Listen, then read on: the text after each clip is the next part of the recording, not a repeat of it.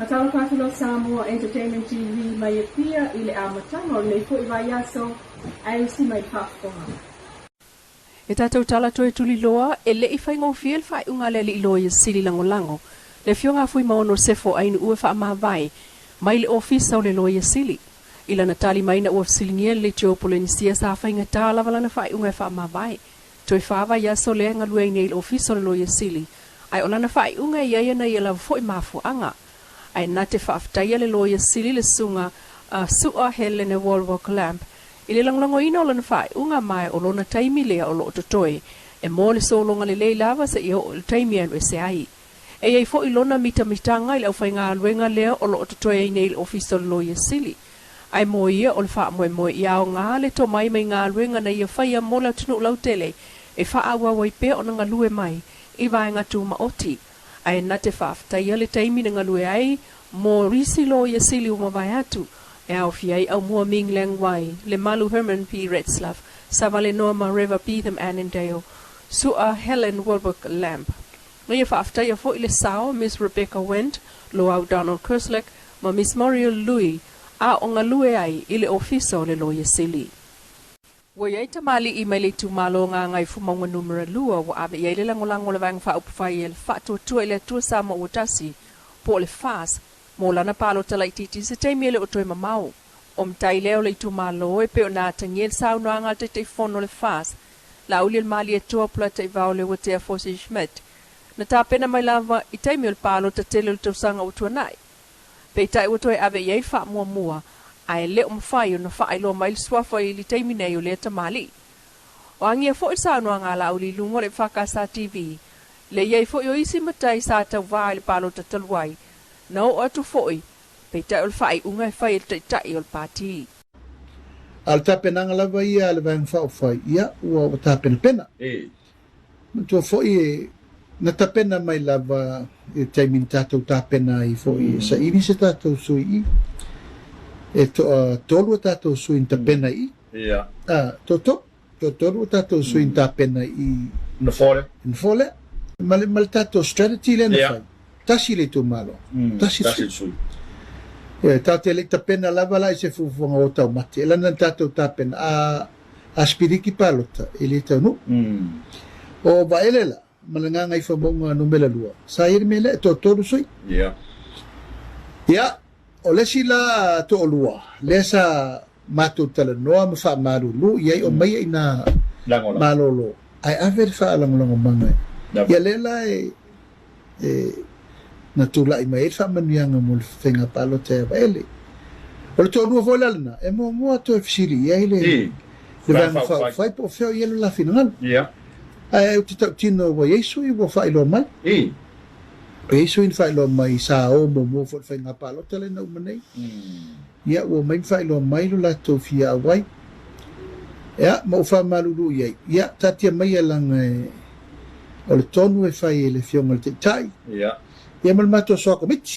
Patulanga mai mau manong ai lava ago wa o tapena ni sio fai lo mai fo inisio i la to lava sa il tapena nga mal tainio va ele.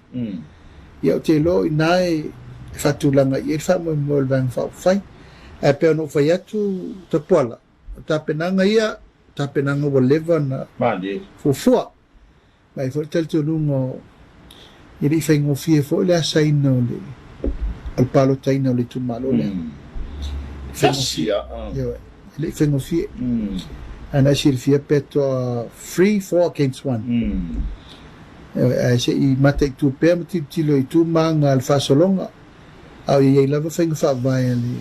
Whainga whaavai, ia, e rei whai ato ta sia nei po te whono lava e. Ai ei lava to whaal te tai. Ia, mal komiti fo i whaafoea le mtau. Ia mse whatertali pe tasi pe lua pe tolu o tato pa election. O le palo tala ititia ngā ngai whamaunga numera lua e sa i dia ise e tau a vea le tofi. Ina ua tuua le māloa le sunga va ele pa ia ua Iona Sekwini. E lua lima tesi ma leono miliona tala le tupe leo au mai el fal tupe wa tina e Asia. E fsosoni le malo Samoa. Maana wha atatau e tali atua il wha maitele o le coronavirus fluiva. Ae, o lo whaia pea ngā luenga mal puipuia mai le pesi o le siama. E pea un wha maonia mai mtanga luenga le soifua malo loina. Ua atu sfultolu tangata o le tātua tunu ua mau soifua.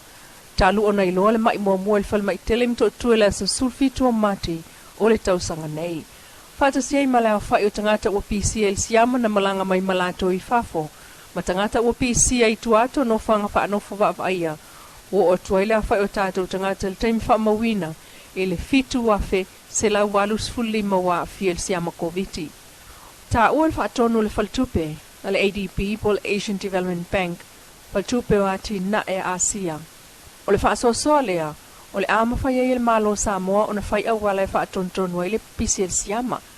O le si itia o tangata o whai tui pui so son tele ia Samoa, ma isi atunu o le Pasifika e toe manuia mai e a afianga o le wha mai tele. E langolangoina malo se le ADB a afianga o le Pasifika, mai o le vaenga o na tolu leo lana whasosoani. O le whatupe watina e Asia, e mo le whaatu mawina leo soifua le leo le atu Asia ma le Pasifika, ma le tau mawhainga e ava esel mativa. Whaatuina I le hawhewisa lau nono, uono sifulvalu on totino, ai o le wha sifulvalu le nao wha ia o maile nei tūlangi. O le asalua le vai aso nei lua sifuluono a perila, lea e usuai le fono whaitu la fono a Samoa po lana pāle mene. I le whaasisilanga ma le whailau tusi o le fono, o tau whima iai le awa iatu o whaaulo mtanga alwe ngā le malo, maana whaala po tonga, whaatasi ai, ma le vasenga o le au whaasalalau, I le maotafono. Whangana ai, le whaulu mtanga luenga o pisnisi ala manuia maleipa. E aona awa iatu, le whalaulo aina o le pili toi teu o le lato matanga luenga. Whapena foi o na tala maile awano le fionga loia sili, e awa iatu iai. O le fontanga foi le alpale mene le so, o lo mata itu ai nei e le totele, se fuafuanga le fonga fetalai o le maota, li o pali ita e umaspau, whaatau I whaipule e toa lua, o le maota whaitu la fono Samoa. Le an wha mao ni al whamsinonga mau lunga o la molianga wha asoli tu la fono, o le lemi ngau le whamsinonga. Le taitai o le HRPP ma le whailau tusi, le sunga tu le epasa I le malie le ngaoi, ma le sunga le ala I le pule rimoni a yafi. O lo iai nei tono le toa manga moe popo ngati al tina talavou, lusu fitu tau sangal matua malana whanau, le na wha o lima iai se tasio tina siria lima sfuru tau sangal matua, ele tina talavou lea, e iai lo lato so tanga. Ele maos whamtalanga ma le pristene o le toa manga, lina jangina o tamu whai tato talavou silingia peitai, e tato sa ilinga nei lo ai, o le tai au pola vole sa, le na taunu uai, le vaenga la vea ia le toa manga, lato rescue team, ele fale le ainga ia la fua ma ava ese maile tina mala na whanau. Malato avatu le ofisa o leo, a o le ave le fale mai mol se ki o tina mala na whanau soifua maloloina. Na whaatonu e tu e avatu le fale mai le solua le vai Sene va ai fo mai. Whamtalanga mai leo o le asonga fua lua limo a perila le na tau fia mai ai ia le tina mala na whanau I le wha o ngā lima ma ua moli ai nei e leo e peon wha maonia mai. Ele sui komsina mtanga ruenga o leo mfale pui au apa au longo I tino Filipo. Mai tawino stasi leo sa wanga o lo tam failto manga moe popo ngati e ta ofi o sa wanga fa asanga I tina ma whanau. Peita el fa le tonu len tupu mai e la fu el fa ngole vai aso o le toe sa waina la vale e tina o tina. Mai o tal sanga inai se pui nga fa le tu la fono o le tina mai tangata lo lamati ai lo na soifua. Ai o tau fiai pe tutono lo to ale Campus of Hope to na imato. O tina sa waina nei mala to fana ule na fau fa apito ai lava. Ele malo ya pani sa mo le fale mola to. O fa to tonga I me mana mia.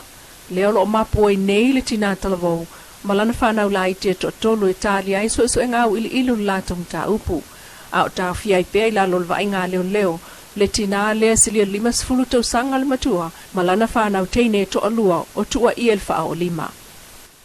Lo Samoa Entertainment TV mai pia mas wha o kukonga o nā tamua, I rasa tai au le aloko le tua ai pasoi fuai.